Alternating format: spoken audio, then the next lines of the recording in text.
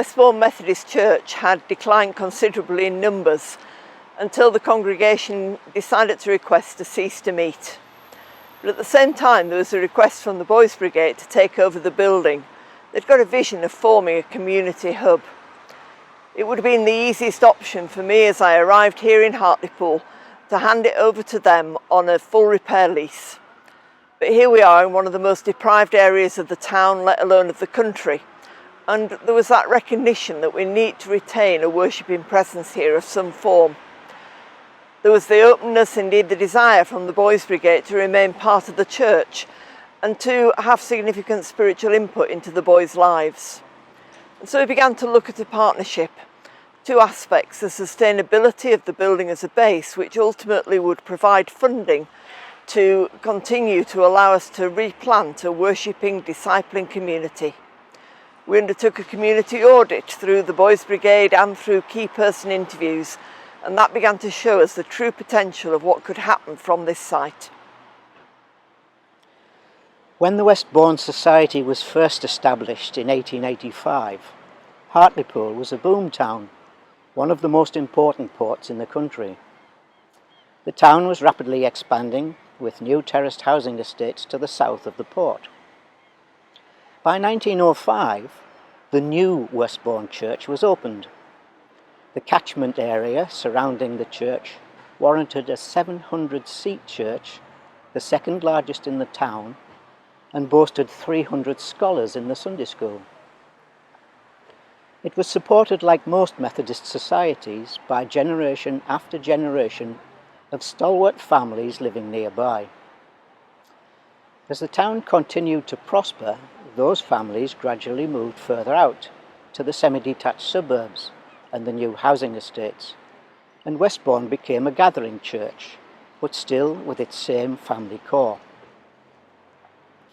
Until COVID closed the doors last year, the church's volunteers were providing a weekly luncheon, serving a 2-course hot meal cooked on the premises for up to 70 diners. They managed the lettings and organised the cleaning rotas. Sadly, the area surrounding the church gradually deteriorated, and today it is one of the most deprived areas of our town. However, there are plans for regeneration in the area. The Joseph Rowntree Foundation, Hartlepool Council's Regeneration Unit, and the Police and Crime Commissioners have plans to invest, to provide safer streets and make it a better place to live, attracting people who want to live there, rather than people having to live there. That is a great opportunity for us. The area that justified a large church building and schoolrooms in 1905 is still the same area today. Same number of streets, same number of houses and families potentially seeking the Lord. The building is just yards from the town's main thoroughfare.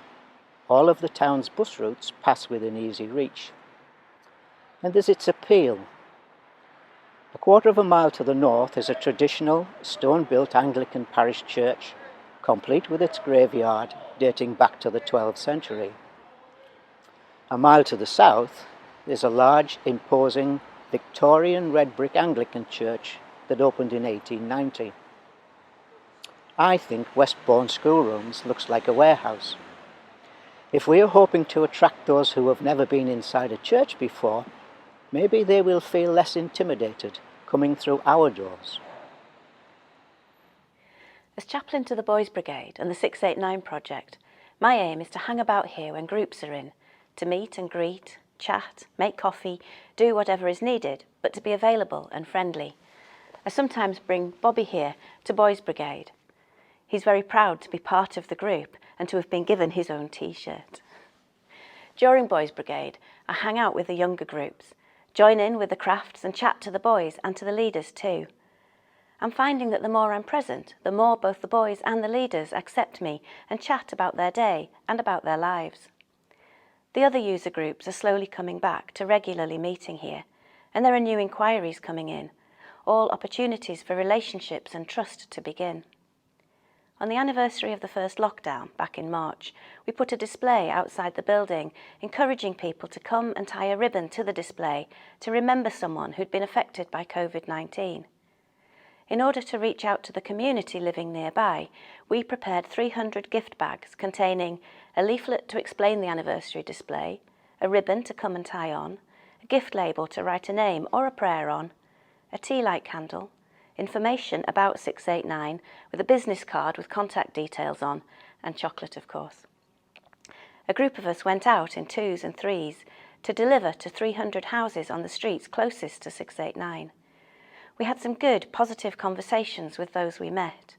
Most bags went through letterboxes, but we did see people who were keen to know what was happening. And on the day of the anniversary and in the following week, many people did come and engage with the display, both tying ribbons and adding names on the labels. In the days following, we noticed that interest had increased on the social media pages too.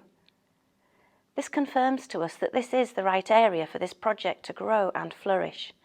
As the pandemic eases and more groups are able to begin, I'd like to see a toddlers group here, somewhere for young families to meet and share experiences, where children can learn to play with each other again after a year and more of separation, and many more such groups for people to come together and to be a community in a safe and nurturing place. And for the church to be a natural part of that, for a chaplain and church members to be here and available, for conversations to begin and faith to be nurtured in a really natural and non-threatening way. I would love to see this leading to community services such as carol services, remembrance, harvest, Easter, and ultimately to a new faith community growing up here. I was encouraged by the response from members in the circuit when we sought out volunteers to fill the gift bags for the lockdown anniversary, and then for people to deliver them. As the bags were delivered, we saw a fivefold increase in the number of hits on our social media sites. People are beginning to recognise that 689 exists. As we've reopened the building, there are more groups seeking to use the premises. We're aiming to employ a pioneer who'll build further links with the user groups, with the local community and with other partners in the town to enable the formation of a new worshipping and discipling community. With God's help, we look in 5 years' time to having a broadly self-sustaining project, along with the development of Indigenous leaders who can take the project forward into the future.